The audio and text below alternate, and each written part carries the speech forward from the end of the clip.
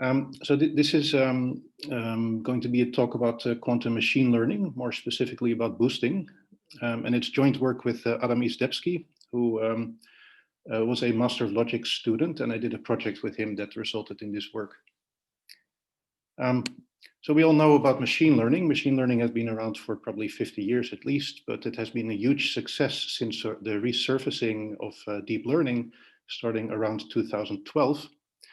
And of course, there's also follow-up work in quantum since roughly 2014 or 15. And there's a lot of hype about quantum machine learning. And if you look at, let's say, the press releases of startups and the way they try to lure in investor money, and you look at newspaper articles, they very often mention machine learning as an obvious area where very clearly, obviously, quantum computers are going to do great things. Right? And they basically stop there. They don't actually mention any killer applications. They don't mention any specific problems that in machine learning where quantum computers are so great. And to be honest, I'm not aware of any really strong applications in quantum machine learning yet. So let's just see what we actually know. So what do we actually have in quantum machine learning? Well, if you follow the archive, like every week you see a bunch of papers appearing on all sorts of variational methods. You know, sort of low depth circuits that are parameterized and then use some classical optimizer to optimize their parameters, and then presumably something wonderful is going to happen. And there's a lot of hard to assess claims, kind of heuristic claims about speedups for natural problems in optimization and machine learning that would follow from this variational approach. Sometimes people call these things quantum neural networks. And to be honest, I'm not sure what to think of it. So it's probably getting more attention than it deserves. On the other hand, it might also be a great thing, and maybe I'm just underappreciating this development. Another is really proven claims about quantum improvements in machine learning in either time complexity or sample complexity. But those are often very artificial problems, you know, problems that are just sort of cooked up to show a separation. And often those are problems with quantum data, which is also not super realistic. And I've also developed some of these results, so I'm sort of partially guilty of this. And then the third one, and this used to be the most interesting development in my opinion, is things like the Cherenides-Prakash quantum system for generating recommendations very efficiently, sort of the so-called Netflix problem, where let's say you have a user who has done something on your site before, or a user who has bought stuff at Amazon before, and you want to recommend them other movies they're interested in the case of Netflix, or other products they might want to buy in the case of Amazon. So these things are called recommendation systems. And there was a very nice proposal by Cherenides and Prakash for an efficient quantum recommendation system. And this was 2 years ago. Yuan Teng, a student of Scott Aronson's, came up with a quantum recommendation system that basically does the same thing under very similar assumptions as the earlier quantum recommendation system. So, and I'm not aware of many other things in quantum machine learning that are really as earth-shattering as some of the press releases would suggest. So I hope when people talk about sort of the great things of quantum machine learning that they will actually mention examples in the future, because I don't know them. And what I want to talk about in this talk is a moderate addition to this list, namely a quantum speedup for the meta technique, which is called boosting. So the first part of this talk will be about explaining just boosting, how it works classically, and why it's nice. And then in the second part of the talk, we'll see what kind of speedups quantum computers can give for this machine learning problem. And this is going to be not a heuristic talk, it's going to be a rigorous talk. So let me start by reminding you, or in case you have never seen this before, introducing you to the mathematics of learning, so-called. This is Valiant's probably approximately correct model of machine learning from the 1980s. So the goal here, let's look at classification problems. So the goal here is to learn some function. So there's a domain which we'll call X, and for simplicity, you can just think of X as a set of all n-bit strings. And all of these strings are labeled. Some of them are +1 and others are labeled -1. And there's a function that does the labeling, and your goal is to learn such a function from examples. And if this function were totally unstructured, you basically have no hope of learning such a function. You would basically have to learn the whole truth table of this function, which if x were the Boolean cube, then this would just be 2 to the n bits that you have to learn. And you can only do that from 2 to the n examples. So we typically assume that this f has some structure, meaning that we know in advance that it comes from a certain class of functions that has some structure. So we'll assume that this f comes from a concept class C. And you can think for concreteness about the class of small circuits on n-bit strings, or the class of disjunctive normal forms, or the class of low-depth decision trees, or the class of neural networks of depth 20 with at most so much precision for the weights, etc. So we're going to assume that the function we're trying to learn comes from such a class, and we know where it comes from. We don't know f, but we know the sort of the structure that it has. We know the concept class that it comes from. And we're supposed to learn this f given a bunch of examples for it. So these are essentially lines from its truth table, right? So every example is a pair x comma fx, where you're given an input and you're given the label that this function assigns to this x. So fx is always a plus or minus. And we're assuming that these examples are generated according to an unknown distribution on the input to f. And you should think of this distribution as sort of reflecting nature. So nature generates examples for you according to some unknown distribution, right? So some x's are much more likely to show up as examples than others. And let me give an example. So suppose you want to learn a certain kind of animal, right? So this is a positive example of the animal you want to learn. What does this picture mean? Well, for instance, if you do image recognition, the inputs could be, let's say, 1,000 by 1,000 bit picture.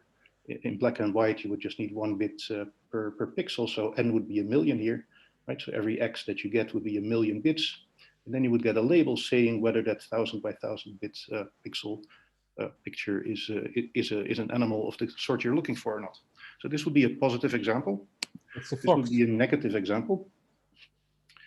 Here's another positive example, and here's another negative example.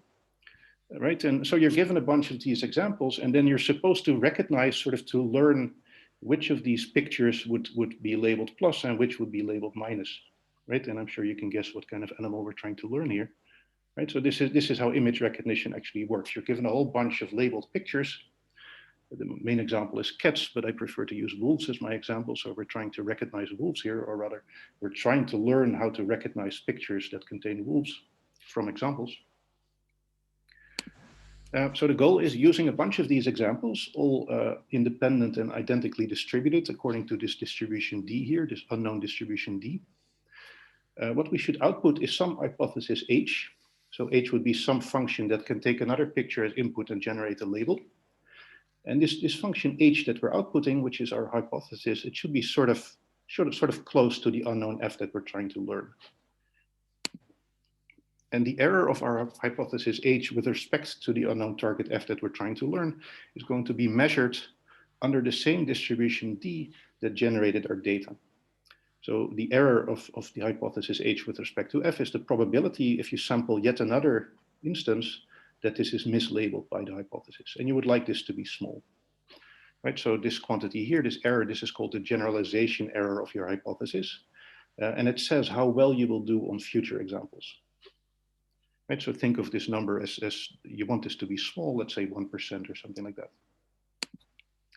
And we'll say that an algorithm epsilon delta, probably approximately correct, learns this concept class if for every possible distribution D that generates examples, for every target function f in the concept class, with high probability, the H that you output is approximately correct, meaning that it has a small generalization error epsilon. And we want to do this efficiently. So a good learner uses few examples, meaning it has small sample complexity, and it also uses small time complexity, meaning it doesn't use too much time to sort of process the examples that it's given to output this H. Right, and there's a lot of parameters in this talk, but this epsilon and this delta, we can all let's just fix them to 1% each, so we don't have to worry about them. We don't have to schlep them around. So this is the mathematical model of back learning, and it says what it means for us to learn something. Right, and some learners are good and some learners are bad. And the idea of boosting is to somehow start with a bad learner and make it a lot better. So a weak learner is a learning algorithm that can satisfy the definition of the previous slide with an epsilon that's very close to 1/2. let's say half minus gamma for some very, very small gamma. So think of gamma also as, let's say, 1%. Right, so then such a learner, it sort of outputs hypotheses, which are only a little bit better than random, right? A random hypothesis would agree with the target 50% of the time. And a weak learner is something that spits out a hypothesis that agrees with the target maybe 51% of the time, or something that's still pretty close to random, just slightly better than random. And a strong learner is something that actually achieves a very good generalization error, let's say 1%. Right, so the strong learner, this is what we aim for. For instance, we want to be able to learn a hypothesis about what pictures of wolves are in such a way that we can predict future pictures with 99% accuracy, not with 51%, which is not much better than random, but with 99%. And so all this stuff was sort of introduced in the 1980s, and then Kearns and Valiant asked whether it's possible to, if I give you a weak learner, whether you can somehow convert it into a strong learner. Sorry, Ronald, can I ask a question? Course, I'm slightly confused by the 1/2. So like, doesn't that depend on the underlying distribution? I guess I just don't have the formula in my head. Like if you go back to the last slide. Well, yeah, we can go back to the last slide. Oops. Oh, shoot, I guess I can. Sorry. Yeah, so this is the last slide. I mean, imagine that you just sort of pick a uniformly random H, right? So you just assign its truth table, like every HX is just assigned a random bit 50-50, right? And no matter what your distribution D is, you're expected to be 50% correct and 50% wrong. But if the original F is already very unlikely, like very biased towards 1, why is that doesn't mean anything, right? Oh, you mean that F is very unbalanced? And yeah, outputting 1 most of the time. Yeah. Yeah, well, I mean, at that point, you're, of course, then a learner would probably see this from the examples that they're given, and they would do better. Right. But okay. Yeah. So just random general, would give you 1/2. I mean, in general, I think in image recognition also, it makes sense to sort of give the learner examples where roughly 50% is a positive and roughly 50% is a negative example. Okay. But notice, maybe this is good, since we're back at this slide, let me emphasize that I want this learner, no matter whether it's weak or strong, I want it to be able to work for every possible distribution D on that generates the examples, right? And I, the learner, I do not know this distribution in advance. So even if the weak learner can work very well in the case where almost everything that you get is a positive example, that's not good enough to satisfy this definition. So a weak learner is slightly better than random, no matter which distribution generated the data. Thanks. Yep. By the way, if other people have questions, feel free to interrupt me. Okay, so this is the question. Can we go from a weak learner to a strong learner? And this is exactly what boosting does. So Kearns and Valiant asked in the late 80s if this is possible. And then soon Schapire and Freund, they showed that it is indeed possible. And the picture to keep in mind here is just you go from a crappy student to a very good student. Right, so this is the bad student. Barely better than random. You can clearly see that he's sleeping half of the time. And this is a good student, one that scores 99% correctly. Like whenever you give them a new example with 99% accuracy, they can distinguish the wolves from the non-wolves. And it's kind of amazing if you see this for the first time that this is possible. It has some sort of Baron von Münchhausen flavor where you sort of pull yourself up from your own hair, right? If you're a weak learner like this guy, how on earth can you sort of use this weak learner a few times and suddenly get like an A+ scorecard, a 99% accuracy? And the idea is not totally unreasonable. So the way boosting works in general is you repeatedly run the weak learner on distributions of your own choice, right? So we're starting with a bunch of examples, let's say M examples, and this is all we have. So our goal will be to find a hypothesis which is very good with respect to these examples. And then we hope and we pray that this will actually generalize beyond those examples. So let's focus on trying to just sort of get a good hypothesis with respect to just these examples. Ronald? Yeah. I mean, in algorithms, this is of course also happening very often, and there you just boost your success probability by repeating and taking the majority value. Yeah, but this is all with respect to the same distribution, and it's a distribution that you know. So that's a much easier situation. Yes, but that's sort of somehow a similar task. So there are things in complexity theory that look very much like this, for instance, generating hardcore sets for problems. But I think the simple idea of amplifying an algorithm by majority voting, that's not really boosting. It's much, much simpler than boosting. But I wanted to sort of tell you why boosting actually makes sense. So suppose you yourself are studying for an exam. So how would you do this? Well, you would probably first go over the material once, and then you would maybe try a few test questions, and you would figure out, okay, these parts of the material I sort of know well by now. These other parts of the material I don't know very well. I'm sort of screwing up on the test questions. So what are you going to do in your second round of learning for this exam? You're going to focus on the parts where you previously did poorly. And this is also what boosting does. So you, in each iteration, you generate a hypothesis, and you sort of look at, okay, so I've gathered a bunch of hypotheses so far, and they do reasonably well on these examples in my training set, and they do poorly on these other examples in my training set. So then in your next iteration, what you're going to do is you're going to increase the weight of the examples where you did poorly, and you're going to run again. You're going to generate another hypothesis, which is sort of more focused on the part of the training set where you did poorly. Sorry, Ronald. Yeah. It's Vedran. If I may just interrupt for a second, to connect to the previous question, I think it's important to highlight that the learner that is poor can be very wrong on particular instances, right? It's not the case that it tosses a coin which always has a small advantage over the right answer, in which case majority voting would save you. So once you fix the hypothesis, all the labels are fixed. Like the hypothesis is not a randomized object. But my point was not that it's the same, but that it's similar in task, right? You have some algorithm that performs poorly, but slightly better than a half, and then you can change it into an algorithm that performs very, very well. Well, the task is somewhat similar, but the circumstances are much more difficult in the case of learning. I mean, all I want to say is if you were to do majority vote, you would just make the same mistake sometimes, right? Because that's what you're saying. It deterministically makes a mistake in principle, right? It can deterministically make a mistake, right. not just with a bias. Right. Yeah, that's a good point. So if I have a certain distribution D, I can generate a hypothesis that's like 51% correct on this on my examples. But how would I amplify it? If I run my weak learner again, it might yield exactly the same hypothesis, which is exactly making the same mistakes on the same 49% of the examples, and I'm not gaining anything. So it's important here that for boosting, that when we convert a weak learner to a strong learner, we're running the weak learner on sort of modified distributions that put more and more weight on the parts of the training set where we did poorly. And you will see this in the algorithms.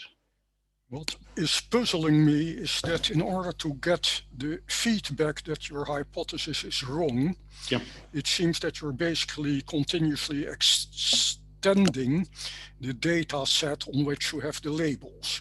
No, this is not right. So you start from a certain data set, it's going to have M examples, and this is all you have to work with. So the distributions you will actually use for the weak learner will just be on those M examples. They will not be on all 2 to the n possible inputs to your function. They will only be on the examples because those are the only ones for which you have the correct labels. You will just sort of tweak the weights between different parts of your training set. Since if you don't change the weights, you get the same hypothesis. That's right, and then you're definitely not making progress. And the idea is that you have given a fixed set of data, and the one thing you can modify is, for example, split it up in different way in a training set and a test set. No, you're actually just going to use your whole training set, but with different weights. So the examples where you did poorly, they will receive a bigger weight in the next distribution that you use. So the training set is identical to the test set in this case? Yeah, I guess maybe I shouldn't have distinguished those two in what I said before. There's no distinction between a training set and a test set. You basically use the same examples to train and then to assess how good or how bad your current hypothesis is. Okay, that settles my issue. Thanks. Okay. Weight, you mean probability? I really mean weights, and once you normalize the weights, they will become probabilities. You'll see that in 1 or 2 slides. So maybe just one more small question. So do I understand correctly that it would be already difficult to find a function which works well for the examples. So in the sense that it answers correctly for the examples. Yeah, so that's a good point. So what we're trying to do here, and this is really what boosting is about, is we're trying to find a hypothesis that works well, let's say 99% correct, for the examples. And once you have that, there's this whole theory about Vapnik-Chervonenkis dimension that says that if your number of examples was big enough, then a hypothesis that performs well, let's say 99% well on the training set, is also going to generalize very well. Its generalization error will not be much different from the error on the training set. I'll talk about this later. Perfect. But our goal for now is just to find a hypothesis that's good on the training set. And we'll talk about generalization beyond the training set after that. But Ronald, you've changed the distribution. So yeah, what's your guarantee that that your function hypothesis you eventually produce will work as well on a test set, which is under different distribution than so that's the a original good question. Yeah, so we have to be careful here about the different distributions. So there is an unknown distribution that generates my initial data, right? So there's this distribution which I called script D, and it generates M examples for this, for me, and this is what I'm going to learn from. And this is the training set throughout the boosting. I don't get more information than this. And then I myself, just sort of as a mathematical tool, I sort of tweak the distributions on the training set, and if I want to use this distribution on the training set, I will actually have to generate my own examples from among the training set according to this new distribution. And then at the end of the day, what we will generate is a hypothesis which is good uniformly on average for the training set. And then this VC theory is going to imply that it's also good for the unknown distribution D that generated my data originally. Okay, I think I'm going to have to move on because there was one more question, Ronald, that okay, go ahead. Whether the hypothesis has to be from the class itself, or is it allowed to lie outside? Yeah, that's a good question. It's allowed to lie outside, and it will lie outside. Okay, thanks. You'll see that. Okay, so just sort of the core idea of boosting is you yourself kind of tweak the distribution over your training set. You rerun the weak learner again and again on these tweaked distributions. Each run of the weak learner is going to give you some hypothesis which is only 51% correct with respect to the distribution you ran it on. You repeat this with different distributions, and then at the end of the day, you kind of recombine all the weak hypotheses you got from the different runs of the weak learner. You combine them into one final hypothesis H, and then a miracle occurs, and it turns out that this final H is actually very, very good. So this is boosting, and let me give you the most famous booster, which is AdaBoost, which stands for adaptive boosting. This is due to Freund and Schapire. So let's see what is the input to the booster. So you should think of the booster as a strong learner, something that outputs a good hypothesis, something that's 99% correct. And what its input is a weak learner, let's say gamma weak learner, right? Gamma was this small advantage over random guessing that we had. And I'm going to assume that this weak learner has complexity W. And I'm going to use W both as an upper bound on the runtime of my weak learner, of one run of the weak learner, and also as an upper bound on how many examples it actually needs. And what the weak learner does is it outputs a hypothesis from some hypothesis class HW, W for weak. And my other input is a sample, and a sample consists of M examples, labeled examples. So yi is going to be the function value of xi, right? For the function value, for the function that I'm trying to learn, right? So think of yi as f of xi, and f is the function I'm trying to learn. So you're given these M examples, and this is all you have to work with. And we're going to output a hypothesis H, which is very good, which is 99% correct, both uniformly on these examples, and then by extension by VC theory, also under the unknown distribution that generated the data initially. Why have each of the samples M different outcomes? Well, okay, I sort of removed some parentheses here to not clutter the slide. You should think of each xi, yi. The xi is an element of script x. Think of it as an n-bit string, and the yi is just a label, +/-1. But now it is this M is actually a typo. This shouldn't be it. Yeah, okay. I'm covering it up with my hands. You see? Okay. Good. Yeah, that's just a typo. So I was confused since you might have indeed a list of m different outcomes. That's not what I mean here. Okay. Good. So how does AdaBoost work? Well, here it is. I'm not very good at writing pseudocode, but let me just run you through the algorithm. So what you're doing is you're keeping track of weights for the different examples. And initially, so there's going to be m weights, one weight for each of the m examples, and they're initialized to 1. So initially, all of the weights are 1. And then you run this for capital T iterations. And in each iteration of AdaBoost, you first compute the current sum of the weights, right? And in the first step, this is very easy. There's m weights, they're all 1, so the sum is equal to m. But these weights are going to change up and down. So this sum here, this will be different in different iterations. And then you should think of this weight factor, the weight factor that we have in the tth iteration. If you divide it by this sum, you actually have a probability distribution. And this is the probability distribution d superscript t, on which we will run our weak learner.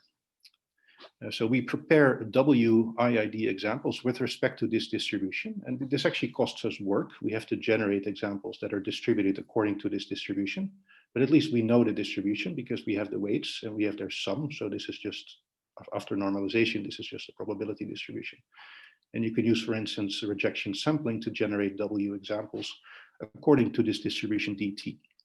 And this is then what you run the weak learner on, right? So, and then the weak learner, it produces some hypothesis, H sub t, right? And this is guaranteed to be 51% correct with respect to this distribution on our training set, on our sample. And this is probably not going to be 100% correct because the weak learner will probably be close to 50% correct only most of the time. So there's going to be some epsilon error, epsilon t. So this is the probability under dt that f and h disagree when you pick an xi according to that distribution, right? And this is all just about the xi's that are in the sample. So we know their labels, they're part of our input. So we can actually compute this ourselves. So there's going to be an epsilon t. It's guaranteed to be at most half minus gamma, but gamma is small, so this epsilon might be pretty close to a half.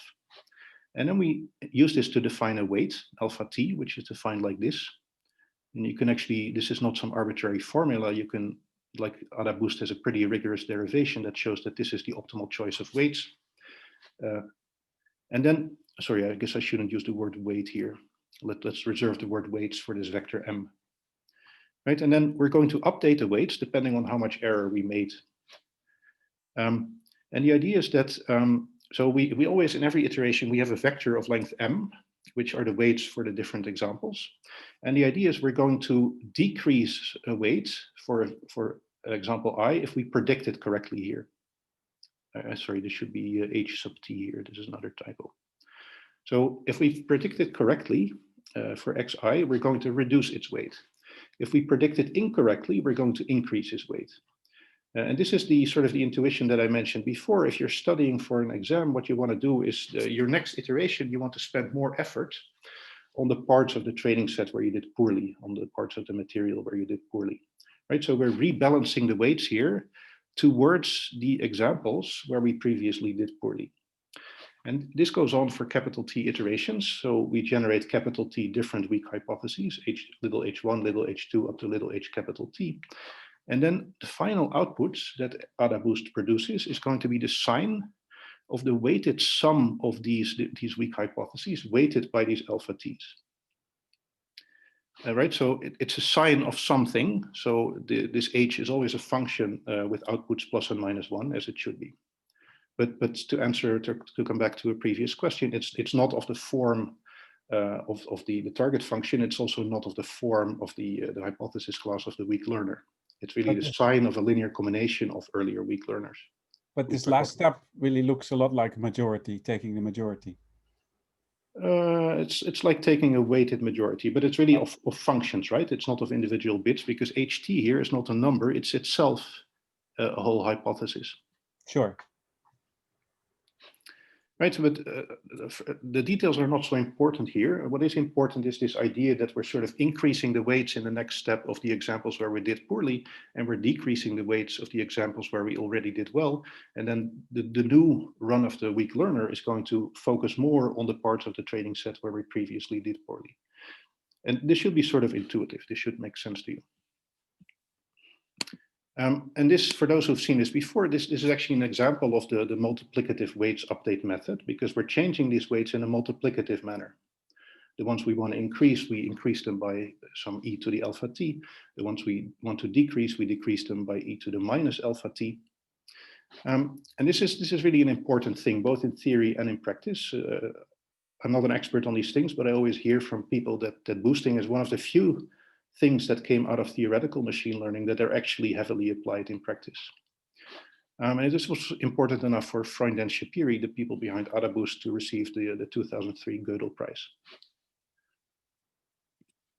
And let me say something about the complexity of AdaBoost. So the beauty of the multiplicative weights update method is that this converges pretty quickly.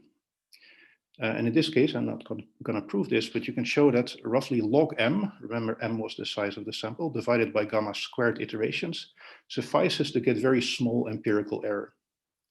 Right? Empirical error means uniform error just on the examples, which means at the end of the day, at the very least, we output a hypothesis H, which is 99% correct uniformly over our training examples. That's at least something. And what is the cost per iteration? Maybe I should go back to the algorithm. So if you look at step 2 here, what is actually happening? Well, first of all, step 2.1, you compute the sum of m numbers. This is going to cost you time roughly order m. Then you prepare these W examples. This is going to take you time proportional to W. You're going to run your weak learner on these examples. This will take you time roughly W. You're going to compute this error here. And this error, this is really a weighted sum of m different terms. This is again going to cost you order m. Then you're going to update all these m weights for the next step. This is again order m work. And then of course, step 3 is not hard, but one iteration, its cost is going to be proportional to W because you're running the weak learner once, plus order m additional work. Right, so total cost of AdaBoost is essentially W plus m divided by gamma squared. And throughout this talk, I'm going to drop constant factors and even logarithmic factors to keep the expression sort of simple. Ronald, do you have time for one more question, or should I better wait until the conclusion? There's one thing I want to say, and then you can ask your question. What I wanted to say is that here, for simplicity, I'm actually assuming that evaluating a hypothesis, one of these HTs, is constant time. This, of course, is a ridiculous assumption. If the hypothesis class of the weak learner is, for instance, all circuits of size n squared, then it's going to cost me n squared steps to evaluate the hypothesis. But you should think of this as a meta technique. So I'm just going to sort of take the evaluation of a hypothesis on an example. I'm going to take that as something that costs unit cost. And in actual instantiations, you can put in whatever it actually costs. Vedran, go ahead. Yeah, just for the previous slide, just a conceptual question. Suppose for the moment that your learner, that the set of hypotheses it can output is, let's say, finite for a moment. You mean HW, that this is finite? Yes. Yeah, sure. Then the entire thing states that a classifier of the form 3, where alphas are free, somehow can learn as well as you wish your class, right? It can learn as well as you wish in terms of reducing the empirical error. So exactly. And now, of course, that will mean that you could, in principle, train directly alphas, right? Just treat the entire thing as a classifier, as one classifier. But then I guess you wouldn't have generalization performance guarantees if you did that. Well, the adaptivity is important here.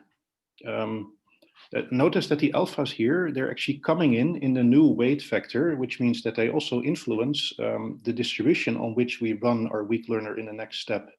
This is actually the ADA part of AdaBoost. Right.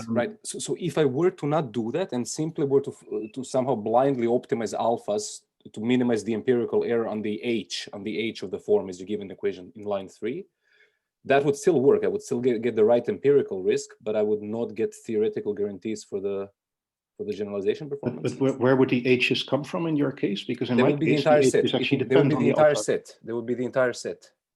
Oh, okay, but this might be huge, right? Right. Exactly. If HW were, for instance, a set of all circuits of size n squared, this would be a set that is size roughly n to the n squared. You really don't want to optimize over that. Right, and that's why this would overfit, and that's why I really want to do it adaptively for the particular. Yeah, that's right. Okay, thank you. Yeah, thanks.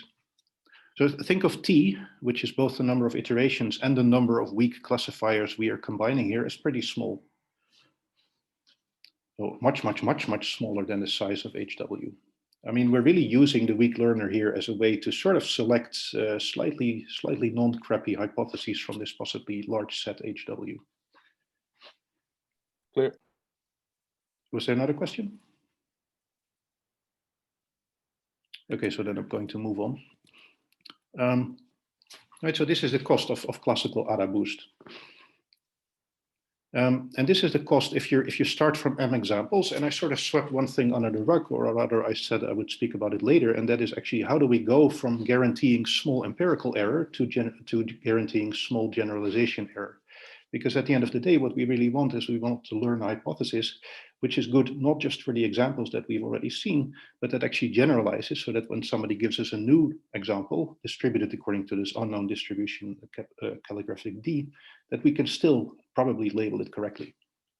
Right? We don't just sort of want to learn the examples by heart, which would be easy. We want to learn some generalization power.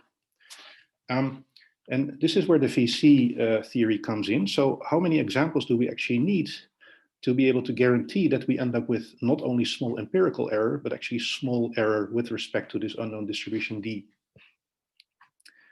So this is where VC dimension comes in, and I'm not going to define VC dimension, but let me just say it.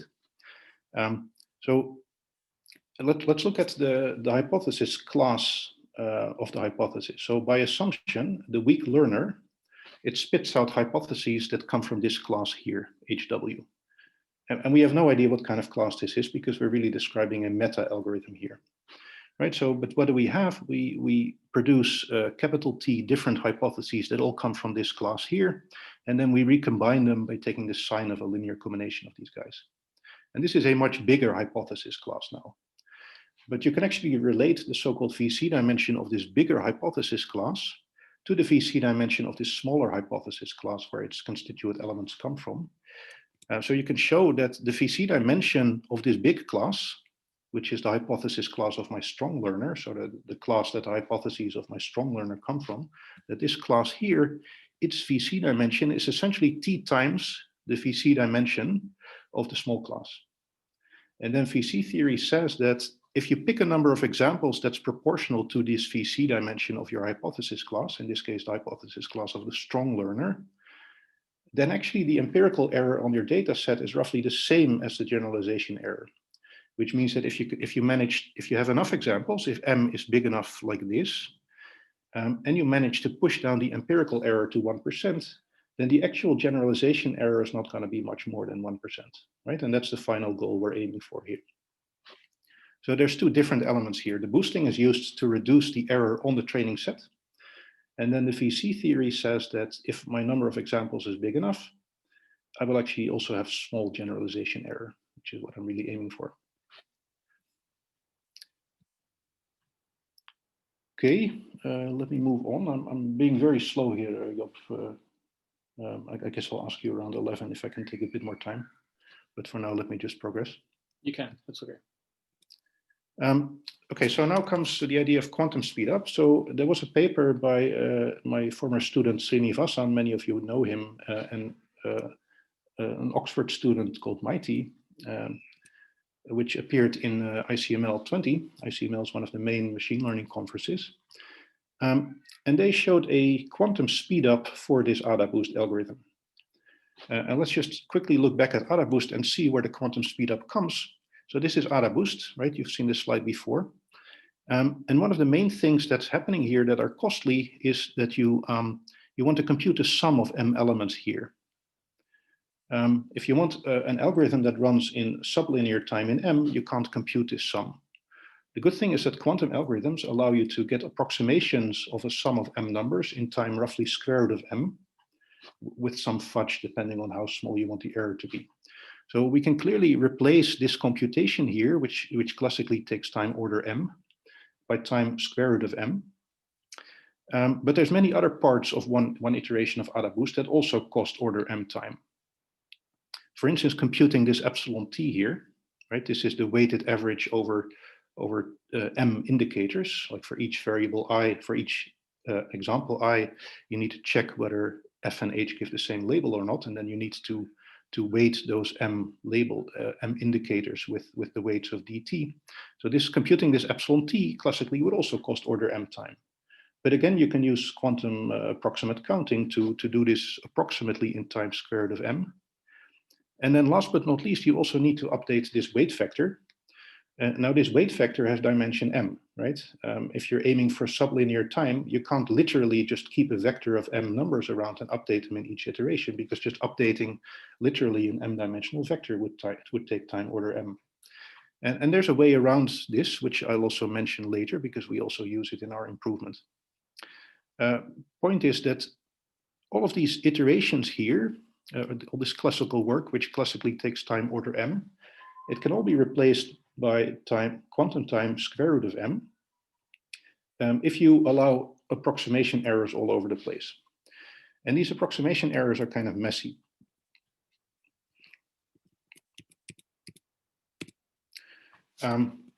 In any case, so you can look at this paper by Arunachalam and Maity, though maybe you don't want to do this, because I think what I'm presenting here is simpler and better. But in any case, if you look in their paper, they do very complicated things with different sort of combinations of quantum counting, with partially with additive error, partially with multiplicative error, distinguishing different regimes. And at the end of the day, they come up with a quantum boosting algorithm, a quantum version of AdaBoost, whose complexity is W to the 1.5 times square root of M divided by gamma to the 10. And you should compare this with the classical complexity, which was this, W plus M divided by gamma squared. And you see improvement in the M parameter, right? So the dependence on M went from M to square root of M, that's good. The dependence on W gets worse. It used to be just W, now it's W to the 1.5. This all has to do with the fact that in their analysis, they need very small approximation errors. And last but not least, the gamma dependence is just through the roof. Used to be gamma squared, now it's gamma to the power 10, right? And if gamma is a very small number, remember gamma is the advantage that your weak learner has over random guessing. If gamma is very, very small, then this really blows up the overall complexity. And remember, the number of examples that we're assuming here, M, is roughly the VC dimension times the number of iterations. So that's the VC dimension of the weak hypothesis class divided by gamma squared. So you can re-express this as follows, right? So speed up in VC dimension, that's good. Terrible worsening in other parameters, that's bad. And this also assumes quantum query access to the M examples, which also Adam and I will assume. Right, this is what I already mentioned. So quadratic speed up in terms of the VC dimension of the hypothesis class of the weak learner, and a pretty bad worsening in the other parameters. It uses quantum counting in a rather complicated way. One interesting thing is it also works if your weak learner is a quantum learner, and that's something that takes quantum examples as input. This quantum version of AdaBoost is more general in the sense that you can also apply it to quantum learners. If you don't care about quantum learners, just forget about this. You get an equally good speed up if you just run it with classical examples. So I tried to understand Srinivasan's paper, and I had a very hard time. It's long. It's like 30 to 40 pages of heavy-duty calculations. I couldn't really sort of see through what was going on there. So when Adam Izdebski approached me to do a project with him, I thought, let's just try to understand this paper, try to make it simpler and better. And for a long time, we worked on just improving their AdaBoost construction. And I think to some extent we managed. But then I remembered that AdaBoost is not the only boosting algorithm, and that there's others that are much, much better for the purposes of quantization. So forget about AdaBoost from now on. I want to talk about a different boosting algorithm, which is much less known, and this is called SmoothBoost. This is due to Rocco Servedio. It was published in Cold 2001. And SmoothBoost is much less known than AdaBoost. If you look at the Wikipedia page about boosting, it mentions AdaBoost all over the place, but it doesn't mention SmoothBoost at all. And the only reason I remembered about the existence of SmoothBoost is that Cold 2001 happened to be in Amsterdam. It was at the Trippenhuis. And I was there, so I watched their videos talk, and I liked it, and I remembered it 20 years later. 19 years later. So SmoothBoost is an alternative way to do boosting, and it's much more suitable for quantization. So I now want to explain classical SmoothBoost algorithm, and then afterwards I want to make it quantum.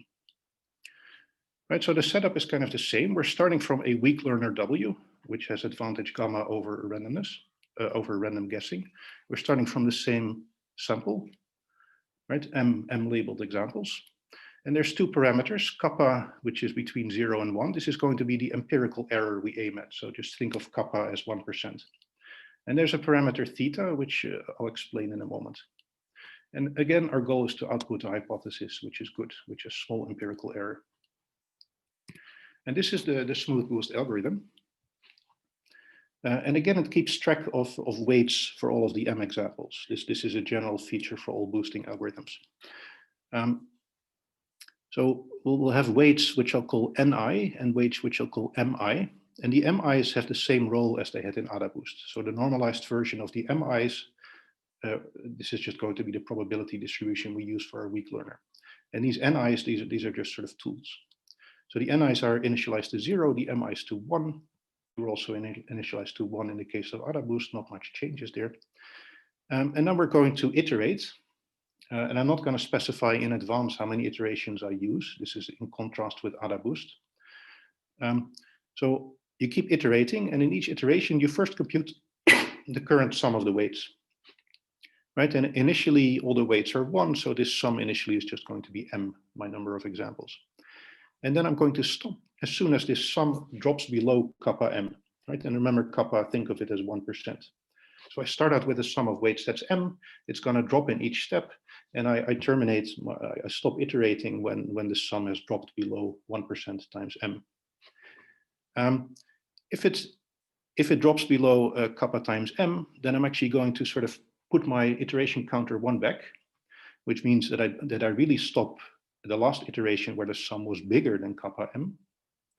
And at that point, I'm just going to return a hypothesis, which is the sign of the HTs from the earlier iterations.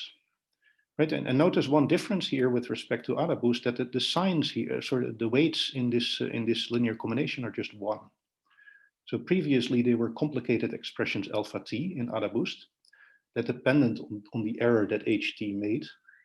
Now these weights are just 1. Right, so as soon as my sum of weights has dropped below kappa M, I basically sort of gonna break out this loop and I stop and I output the linear combination of what I have. And the rest is somewhat similar. So if S is still bigger than kappa M, I'm just gonna continue in this iteration. I'm gonna prepare W examples according to the same distribution we had before, so just the normalized weights. I'm gonna feed those examples into my weak learner. I'm gonna get back a weak hypothesis HT, which is like 51% correct with respect to this distribution dt over my data. And then I'm going to update the weights in this way here. So this NIT, which I'm keeping track of, so I now have 2 m-dimensional vector, one of the n weights and one of the m weights. And for each I, if the n weight is smaller than 0, if it's negative, I'm going to leave that weight at 1. And if NIT is positive, and you will see in the next slide that this is a good thing, that means that we're actually classifying the ith example correctly. At this, then I'm actually going to reduce the weight. Right, so the sort of the examples where I'm still doing poorly, their weight will remain 1. The other examples, the weight will be much smaller than 1 because this will go down exponentially with this Ni quantity. And then I'm just going to continue iterating until this stopping criterion is met.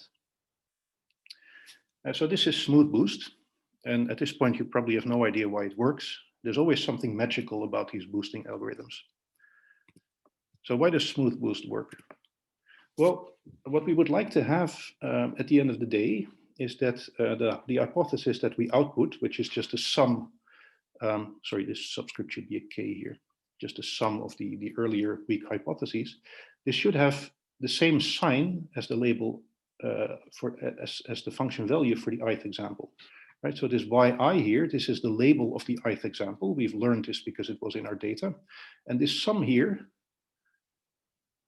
it should have the same sign, which is a different way of saying that the majority of my earlier T weak classifiers, the majority of them agrees with the sign that it should have. So we would like this quantity here to be positive. And the more positive it is, the better. Right? So this theta here, we'll call this the margin. And ideally, we would like to have that this sum is large, at least this parameter theta, for every I. In that case, we'll definitely have empirical error 0. This is too much to aim for, but we want at least to have such a good margin for most of the I, most of the xi's, that for most of them, we will predict its label correctly. And let's see how this margin relates to the weights that I defined before. So if you look at this NIT, let me go back to the algorithm. If you look here at the definition of NIT, the only thing it does is it takes the previous NIT minus 1 and it adds this quantity here. This is the product of two signs, which hopefully point in the same direction. So ideally, this is +1. If HT predicted the label of xi correctly, this is +1 minus this margin theta. And you just keep adding this up over all the iterations. So this NIT, what is it really? It's closely related to this quantity here. Essentially, if you were to divide this by this by t, this is essentially sort of your prediction in the right direction minus theta. And if this quantity is positive, that's a good thing. It means we have a good margin on predicting the label of the ith example. And if we have a good margin, it means we can reduce its weight. So if this quantity is positive, we reduce the weight MIT, the weight on the ith example, and else we keep it at 1. Let's go back to the algorithm again. This is exactly what's happening here. So if NIT is positive, we have good margin on the ith example, we reduce its weight exponentially. If NIT was negative, we don't have such good margin and we keep its weight at 1. You should think of 1 as a big weight here, right? So the examples where we're doing well, we're reducing the weights, while the other weights we keep at 1. So this is essentially just repeating what the algorithm does. And now I want to put forward 3 claims about SmoothBoost. The first one is that few iterations suffice to get the empirical error down to roughly kappa. Well, okay, so actually this is just about termination itself. So if we put the theta parameter roughly the same as gamma over 2, and we assume that the weak learner works correctly in every iteration, right? This is just the assumption that the weak learner does well, sort of slightly better than random for every time we run it. Then SmoothBoost terminates in roughly 1 over gamma squared many iterations, order 1 over gamma squared many iterations. This is even slightly better than AdaBoost because AdaBoost used log m divided by gamma squared many iterations. So this is a claim I will not prove. It's slightly complicated. Just assume it.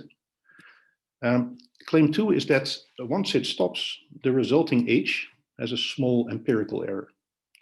So remember the resulting h, it was defined like this. It's just a sign of the unweighted sum of all the weak classifiers we got from our weak learner. Sorry, this should again be k. There's surprisingly many typos, so I'm sorry about that. So this is the sum of k running from 1 up to t of h sub k. So the claim 2 says that this hypothesis, which is what we output at the end, has an empirical error, so uniformly over the m examples, that is upper bounded by 1 over m times the sum of the weights. And this is not so hard to see because if you look at the left-hand side here, so every I where we make a mistake, where we misclassify, that's an I that has a bad margin, might even have a negative margin. So every I where we make a mistake is going to contribute at least 1 to this sum here. But that means that this sum is upper bounded by the fraction of our data set where we make a mistake. Sorry, yes, that's not right. This left-hand side is the fraction of the data set where we make a mistake. Every point where we make a mistake adds at least 1 to the sum of weights. So the sum of weights divided by m is an upper bound on the fraction of points where we make a mistake. And the point is, remember that AdaBoost's its stopping criterion is when this sum here gets small enough. So AdaBoost's stopping criterion is when this sum here is at most kappa m. right? But that means that if it terminates, actually the empirical error is at most kappa, and kappa was 1%. So we're going to terminate in order 1 over gamma squared iterations, and when we terminate, we'll have very small empirical error, which is good. And then last but not least, there's the smoothness, which is where the name SmoothBoost comes from. And this says that in every iteration, if you look at the probability distribution dt of that iteration, none of the probabilities is getting too big. In fact, every probability is at most 1 over gamma m, right? Uniform probabilities would be 1 over m. Gamma is like 1%. So what this is saying is that none of my m probabilities is bigger than 100 times what it would be under the uniform distribution. And this is actually easy to see because remember, dit is just the ith weight, which is never bigger than 1, divided by the total sum of the weights. And when we stop, actually the total sum of the weights is at least kappa m, or rather for t minus 1, it's at least kappa m. So claim 3 basically follows almost immediately from the definition of the algorithm. So these are the reasons that SmoothBoost works. It doesn't use too many iterations. The empirical error once it terminates is small, and it also, an added feature, it's very smooth in its output distributions. And what does it actually cost? As a Dutch person, I always want to know what something costs. So we're going to set this kappa to be very small. This gives us an empirical error that's less than 1%. The number of iterations is 1 over gamma squared. We again use the fact that if our number of examples is big enough, then by VC theory, the empirical error and the actual generalization error are not too different. So small empirical error implies small generalization error. The cost per iteration, what is it? Well, it's pretty similar to AdaBoost. We run the weak learner once in every iteration, and we do order m work to update the different weight vectors. So the total cost per iteration is essentially w plus m. There's 1 over gamma squared iteration, so the total cost is this, which you can re-express in the VC dimension like this. This is essentially the same cost as AdaBoost. And in the remainder of this talk, and I'm actually out of time now, so I should really ask Job here what I should do. In the remainder of this talk, I want to quantize this algorithm to get a better quantum booster. We started a bit late, so if you like, you can take another 5-10 minutes maybe. Okay, so I'll probably rush over some of the slides, but I'll take the 10 minutes that I can get. Right, so from now on, we can forget about AdaBoost, and we will focus on making a quantum version out of SmoothBoost. And I want to claim here, and maybe this is the main thing you want to remember from this talk, is that SmoothBoost is good for quantization. In fact, it's much better for quantization than AdaBoost. So I was really happy to have attended Servedio's talk in 2001, because otherwise I wouldn't even have known about the SmoothBoost. So why is it good? Well, unlike AdaBoost, it never has to calculate the error that HT makes on my sample. So that's one complicated approximate calculation out the door. Right. One of the things that Srini and Maity do in their paper is they compute this empirical error epsilon t by some approximate quantum counting over the m examples. So this incurs an error in alpha t, first in epsilon t and then also in alpha t. Right. So these alpha t's, these would be the weights that AdaBoost puts on the different weak hypotheses. In the case of SmoothBoost, these numbers are just 1. So you don't have to worry about approximation errors in these numbers. They're just 1 in AdaBoost. It's much simpler. And last but not least, the distributions that it generates are smooth. That was the third claim on the previous slide. And this is going to make it much cheaper to generate quantum examples with respect to these distributions.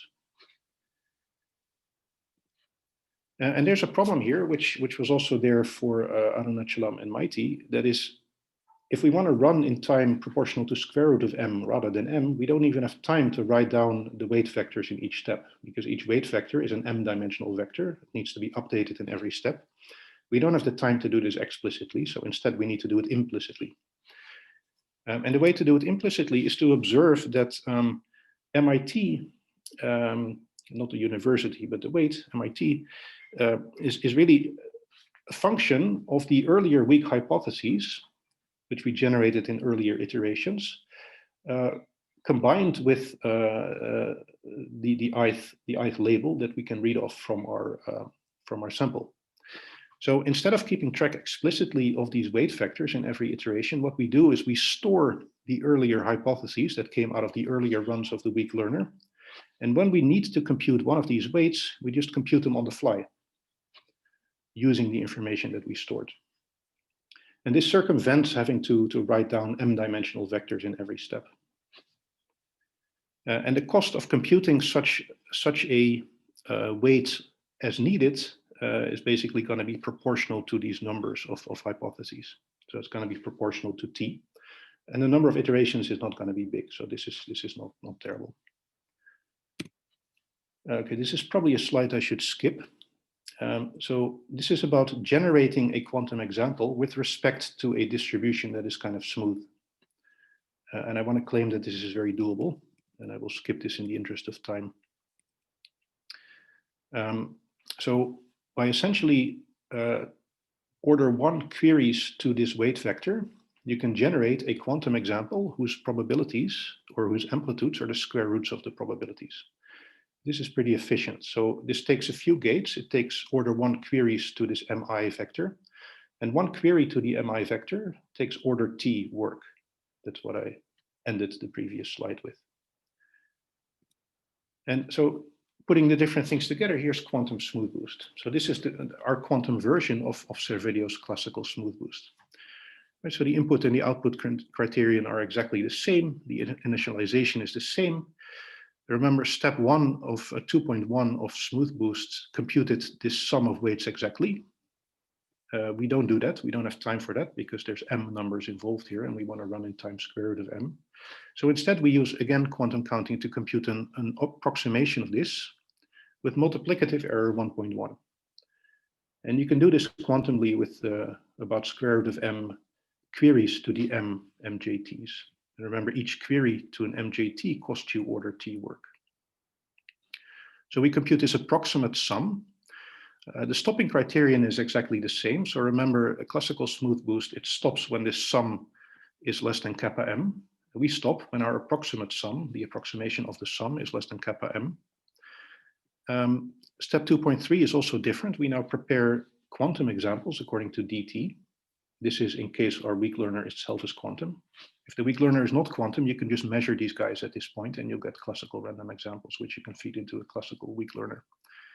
And the rest is basically the same. And notice how close this actually is to classical SmoothBoost, right? The only thing we're doing is we're approximating this sum up to a small error. That means that our stopping criteria is slightly different from classical SmoothBoost. We might stop a little bit earlier or a little bit later. But other than that, we're basically just implementing the same as classical SmoothBoost. And this is also why the quantum version just essentially works in the same way. So quantum SmoothBoost, well, assuming that all the quantum counting runs work perfectly, which you can make sure happens with very high probability. In that case, quantum SmoothBoost just generates exactly the same weight vectors as SmoothBoost, and it stops after essentially the same number of iterations. And I'm using the word essentially here because we have this sort of possible 10% change in because we approximate a sum of weights instead of computing it exactly. So we might run a little bit longer or a little bit shorter than SmoothBoost would, but that doesn't really affect the correctness or the number of iterations. What is the cost? Let's go back to quantum SmoothBoost. What is the cost of one iteration? Well, we're computing this sum here. And the cost of this is about square root of m queries to the weight vector m. And each query to the weight vector m has cost roughly t, because it makes use of the t earlier weak hypotheses that we stored. Preparing these copies, this is, again, roughly time order t per quantum example that we're generating. So the cost of one iteration is essentially root m times t plus w times t. And t is never bigger than 1 over gamma squared because 1 over gamma squared is the number of iterations. So this gives you the total cost. And if you re-express this as a function of the VC dimension, this is what you get. And you may have forgotten what Arunachalam and Maity had, so I'll remind you on the next slide. But this is substantially better than what they had. Okay, so it's 10 minutes past and I'm at my summary slide. So what is boosting? It's this picture that you see here. You get a pretty crappy learner who's just slightly better than random, and you somehow efficiently convert it into a very good learner. So a learner that outputs a hypothesis that's 99% correct. And this is important in theory and in practice. And it works by sort of tweaking the distributions in each iteration towards the parts of the data set where you did poorly, rerunning the weak learner to get more information about the parts where you did poorly, and then recombining as a linear combination the different weak hypotheses you got in the different iterations. So this is the cost of AdaBoost, classical AdaBoost. It's also the cost essentially up to log factors of SmoothBoost. So think of this as the cost of classical boosting. Arunachalam and Maity improved this in terms of the dependence on the VC dimension quadratically, but at the expense of a substantial worsening in terms of the dependence of W, the cost of the weak learner, and a pretty terrible dependence on gamma. And what we did is we got a complexity which looks a lot closer to the classical complexity. We're just sort of one power in gamma worse than the classical boosting complexity, and we're still quadratically better in terms of the VC dimension. And just yesterday, when preparing this talk, I actually had an idea to replace this gamma to the 5 to gamma to the 4, which would be kind of nice, because then the gamma dependence would be the same as in classical boosting, while the dependence on the VC dimension is still quadratically better. Yeah, so this is the end of my talk.